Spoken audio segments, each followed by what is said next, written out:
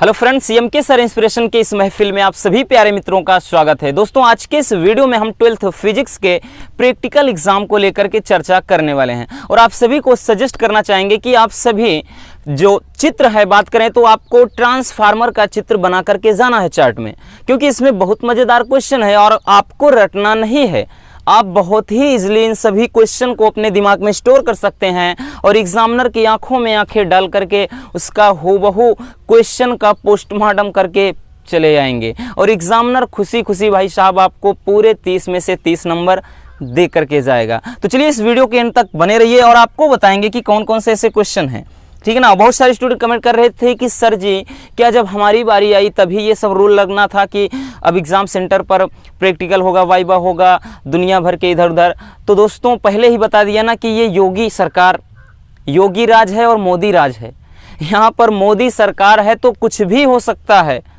बहुत सारे लाखों करोड़ों स्टूडेंट हमारे जैसे वो भी दर दर की ठोकरें खा रहे हैं, बट कभी हमें इस बात का दुख नहीं हुआ कि अभी तक गवर्नमेंट जॉब क्यों नहीं लगी, क्योंकि हमने सफलता को बस चंद सेकंडों में दोस्तों अपने से दूर जाते देखा है, लेकिन कभी दुख नहीं हुआ, क्योंकि हमें खुशी होती है हम एज अ टीचर आप सभी को मार्गदर्शन दे रहे हैं, आप सभी प्यारे स्टूडेंट को सही मार्गदर्शन दे रहे हैं। हमारे लिए यही सब कुछ है और आप सभी का प्यार और सपोर्ट है बस, और कुछ नहीं चाहिए। तो चलिए देख लेते हैं ऐसे कौन कौन से क्वेश्चन हैं जो आपको पूछे जाएंगे, ठीक। और सारे क्वेश्चन बहुत ही अच्छे हैं और इससे बाहर कुछ भी नहीं पूछा जाएगा, ठीक है ना। चलिए पहला है कि ट्रांसफार्मर क्या है। सबसे पहला क्वेश्चन उठता है कि भाई साहब ट्रांसफार्मर किसे कहते हैं। एग्जामिनर पूछेगा कि ट्रांसफार्मर क्या है तो आपको without any hesitation you have to answer, बिना हिचकिचाहट के उसके आंखों में आंखें डाल करके एग्जामिनर के आपको आंसर देना है कि ट्रांसफार्मर। बोलना है कि सर जी ट्रांसफार्मर एक ऐसा साधन है जिसके द्वारा हाई वोल्टेज को लो वोल्टेज में कन्वर्ट किया जा सकता है और लो वोल्टेज को हाई वोल्टेज में कन्वर्ट किया जा सकता है। समझ गए क्या लिखना है कि ट्रांसफार्मर एक ऐसा साधन है जिसके द्वारा उच्च एसी यानी उच्च एसी को निम्न वोल्टेज तक, यानी प्रत्यावर्ती धारा के उच्च विभव को निम्न विभव तक या फिर निम्न विभव को उच्च विभव तक कन्वर्ट किया जाता है। समझ गए ट्रांसफार्मर क्या है। ट्रांसफार्मर एक ऐसा साधन है जिसके द्वारा प्रत्यावर्ती धारा के उच्च विभव को निम्न विभव में या निम्न विभव को उच्च विभव में कन्वर्ट करने के लिए या परिवर्तित करने के लिए प्रयोग किया जाता है। हम सभी को पता है कि जनरली हमारे घर में होते हैं ट्रांसफार्मर ना, जो स्टेबलाइजर होते हैं उसमें भी ट्रांसफार्मर, उसको क्या करते हैं दोस्तों, हम वोल्टेज को बढ़ा सकते हैं या फिर घटा सकते हैं। तो बस यही क्या हो जाता है ट्रांसफार्मर। अब अगला है कि ट्रांसफार्मर किस सिद्धांत पर कार्य करता है। ये तो भाई साहब कतई जहर क्वेश्चन है। तो ट्रांसफार्मर दोस्तों अन्योन प्रेरण के सिद्धांत पर कार्य करता है। अन्योन्य प्रेरण के सिद्धांत पर कार्य करता है, ठीक ना। ट्रांसफार्मर किस सिद्धांत पर कार्य करता है, अन्योन्य प्रेरण के सिद्धांत पर कार्य करता है, जिसमें क्या होता है कि जब कुंडली के में धारा प्रवाहित करते हैं तो उसके चुंबकीय फ्लक्स के मान में परिवर्तन होता है, तो जिससे दूसरी कुंडली में भी धारा प्रवाहित होने लगती है, यह चुंबकीय क्षेत्र उत्पन्न हो जाता है, ठीक। लेकिन इतना डिटेल्स में नहीं बताना है आपको, बस ट्रांसफार्मर किस सिद्धांत पर कार्य करता है तो बोलना है कि सर जी जो ट्रांसफार्मर होता है वो अन्योन प्रेरण के सिद्धांत पर कार्य करता है, बस, ठीक। अगला क्वेश्चन है ट्रांसफार्मर कितने प्रकार का होता है। तो दोस्तों ट्रांसफार्मर क्या है, दो प्रकार का होता है। क्या होता है, एक ऊंचाई ट्रांसफार्मर, एक ऊंचाई ट्रांसफार्मर होता है दोस्तों, और दूसरा होता है अपचाई ट्रांसफार्मर। देखिए ऊंचाई ट्रांसफार्मर क्या है, जो निम्न वोल्टेज को हाई वोल्टेज में कन्वर्ट करता है। यानी ऊंचाई ट्रांसफार्मर क्या है, ऐसा ट्रांसफार्मर जो निम्न विभव को क्या करता है, उच्च विभव में बदलता है लेकिन धारा को कम करता है। और जो अपचाई होता है ये उच्च विभव को निम्न विभव में बदलता है लेकिन धारा को क्या करता है, बढ़ा देता है। समझ में आ गया। परिभाषा यहाँ से क्या लिखना है आपको, यहाँ से परिभाषा तो डिटेल्स में बताना नहीं है, जब ऊंचाई पूछेगा क्या होता है तब ये बताना है, नहीं तो आपको केवल ट्रांसफार्मर दो प्रकार का होता है, ऊंचाई और अपचाई। ऊंचाई ट्रांसफार्मर ऐसा ट्रांसफार्मर है जो निम्न विभव को उच्च विभव में बदल देता है, और क्या है अपचायी ट्रांसफार्मर, जो उच्च विभव को निम्न विभव में बदल देता है उसे अपचायी ट्रांसफार्मर। इसमें क्या होता है दोस्तों, इसमें क्या है, ये विभव तो बढ़ता है लेकिन धारा का मान कम कर देता है, लेकिन इसमें क्या है धारा का मान बढ़ जाता है। बस इतना ध्यान में रखना है। अगला क्वेश्चन, ट्रांसफार्मर किस धारा पर कार्य करता है? तो भाई साहब पहले ही बताया, ट्रांसफार्मर क्या करता है, प्रत्यावर्ती धारा पर कार्य करता है।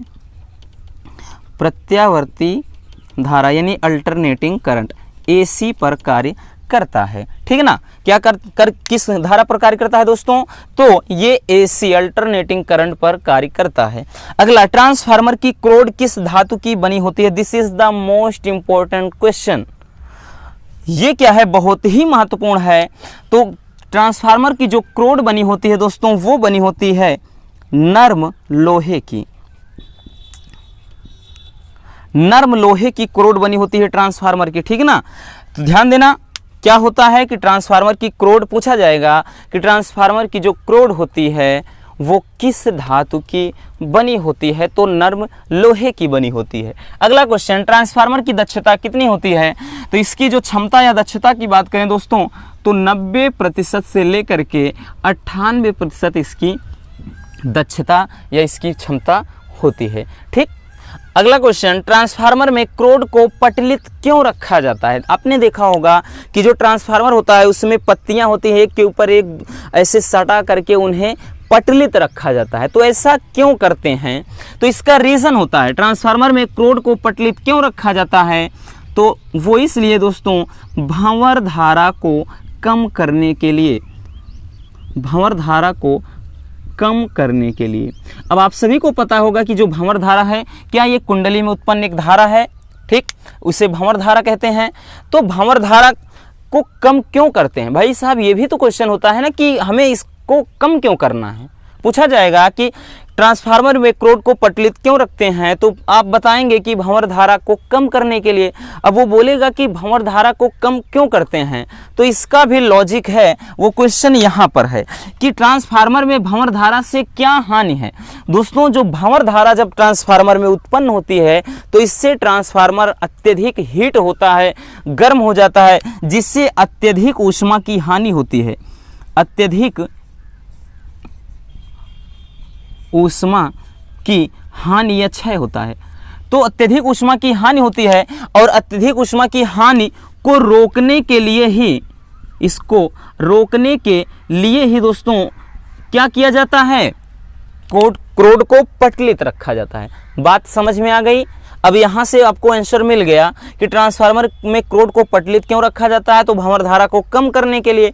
अब भंवर धारा भाई साहब अगर ज़्यादा हो गई तो नुकसान क्या है? नुकसान ये है कि अत्यधिक ऊष्मा की हानि होने से ट्रांसफार्मर में क्या हो जाए, वो हीट यानी गर्म हो जाएगा और अधिक ऊष्मा की हानि होगी। ठीक, और इसी समस्या को रोकने के लिए या भंवर धारा को कम करने के लिए क्रोड को पटलित रखा जाता है। नेक्स्ट क्वेश्चन, ट्रांसफार्मर में तेल क्यों डाला जाता है?